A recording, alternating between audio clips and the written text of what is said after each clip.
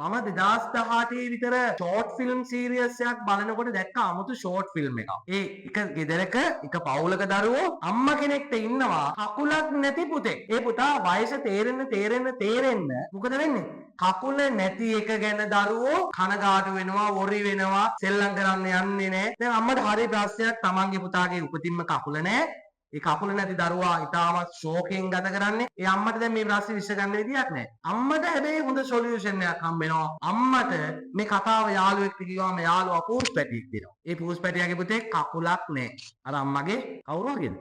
දරුවා වගේ. ඒ අම්මා මේ පූස් පැටියව ගේනවා. ඊළඟ මේ පූස් පැටියා දෙනවා අර දරුවට. එතකොට දරුවා මොකද වෙන්නේ? ඒ දරුවා මුලින් අකමැති වෙනවා. හැබැයි අර පූස් පැටියා ගෙදර රැඳෙද්දී කකුලක් අහිමි වුණාට සෙල්ලම් කරනවා සාමාන්‍ය පූසෙක් වගේම ආදරේ දක්වනවා. ඇඟේ ඇතිල්ලෙනවා. අර කොල්ලට තේරෙනවා ටික දවසක් ගියාම අර දරුවාට තේරෙනවා පුතේ උඹලට වගේම මොකද්ද?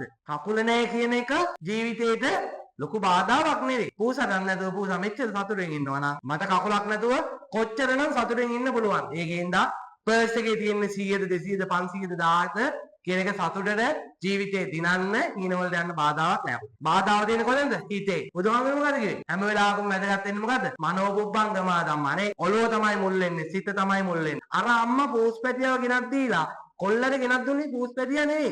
කොල්ලට ගෙනත් දුන්නේ පුතේ ජීවිතේ. තමන්ගේ දරුවා ජීවත් කරවන්න අදාළ ආකල්පයේ චින්තනය තමයි මේ අම්මා ගෙනාවේ. පුතේ මේ රාජ්‍ය මන්ත්‍රණ සභාවේ 8 දෙනෙක් සුළු ජාතිකයන් වෙනුවෙන් නාමකරණයෙන් පත් කරේ පුතේ. මේත් ඒ වගේම එක අහිමි වෙච්ච කණ්ඩායමකට හිමිවීම ලබා දීමක්. ලෝකේ ජයගත්ත මිනිස්සු පුතේ කවරදාකවත් සියල්ල පරිපූර්ණ වෙච්ච මිනිස්සු නෙවෙයි. කකුල නැති පූස්පැටියා අර කකුල නැති දරුවාට ජීවිතය කියලා දුන්නා වගේ ඔබ ඔබගේ ජීවිතයේ අහිමි වීම වලින් හිමිවීම වලට යන ගමන් මාර්ගය හදා ගන්න ඕන. ඒක තමයි රාජ්‍ය මන්ත්‍රණ සභාවේ 8ක් සුළු ජාතිකයන් වෙනුවෙන් නාමකරණයෙන් පත් කරනකොට අපි දෙන දේශපාලනයේ පරිවිදේ.